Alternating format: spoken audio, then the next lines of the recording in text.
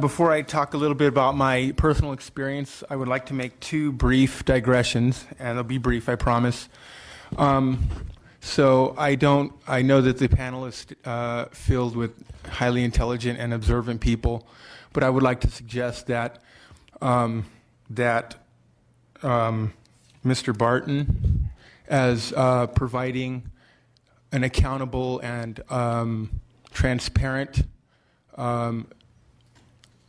observation of the California Department of Corrections is struck me as being somewhat conflict of interest. He was very apologetic and supportive of the CDCR, and this is the organization that's supposed to be holding them accountable. It's somewhat like the fox guarding the hen house. And I want to make one comment about Professor Reiter's comment about the repurposing of the security housing unit, that it was designed for one reason and it's being used for another today. So I read one of her articles recently, and in it she had interviewed numerous CDC, at the time CDC, there was no rehabilitation in the CDC at the time. And she had interviewed numerous CDC officials who were in the who planned Pelican Bay, and quoted them in her article, Parole Snitch or Die, as the design and the purpose of Pelican Bay was to break people within 18 months. I would suggest that the Pelican Bay is being used for that purpose, but it's failing in the way that they intended. And so, having said that, on the record, I'm sorry, I just couldn't help it. So I went by the time I got to the security housing unit, I'd already done 4 years in solitary confinement as a juvenile. And so I was a model inmate in the California Department of Corrections for about 4 years. I was days from parole, and I got in a fist fight with another inmate. And the committee, who is responsible for classifying inmates, determined that it was orchestrated, and I was trying to incite a larger race event, because the two of us involved were of different races. He was black, I was white. I still am, actually. And so I was given a year in the SHU for that. This was after about 4 years of being a model inmate. I was a teacher's assistant. I taught inmates how to do office work, things like that. And it was a fist fight. It happens. It's a tight, tense situation.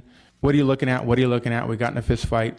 And so the very next day, I spit on an officer who was taunting me in the administrative segregation. For those two incidents, I spent 4 years in the SHU, and I was given a new felony charge, assault and battery on a peace officer, and another 4 years tacked onto my prison sentence, which I spent in the SHU. The conditions of the SHU.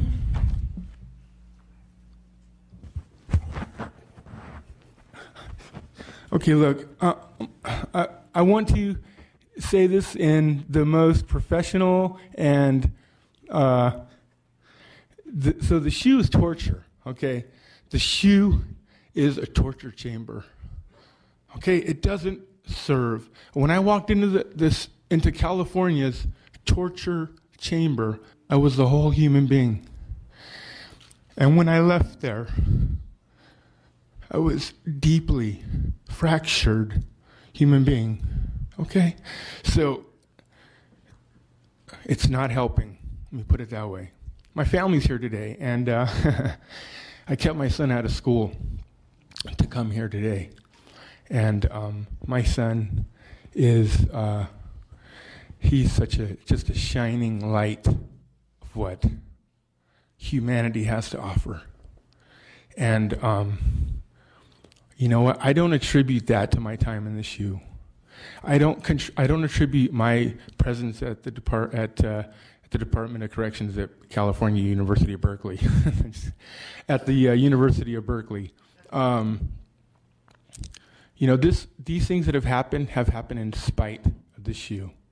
The California Department of Corrections, when I spit on that officer, they did everything in their power to take my life and to break me and to annihilate my spirit.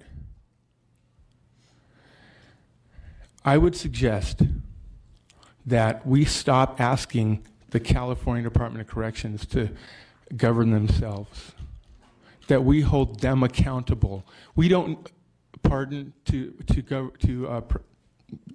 Officer Cooley, but we don't need to research anything. We already know. We already know, without a doubt, that long-term solitary confinement is torture. Right now, somebody is on their way to the CDCR, and they're going to serve a life sentence. They're going to spend the rest of their life in prison, and they're maybe 18 and 19 years old.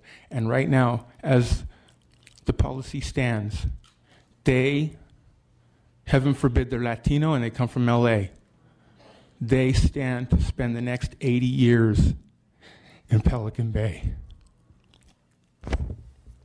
Thank you, sir, very much.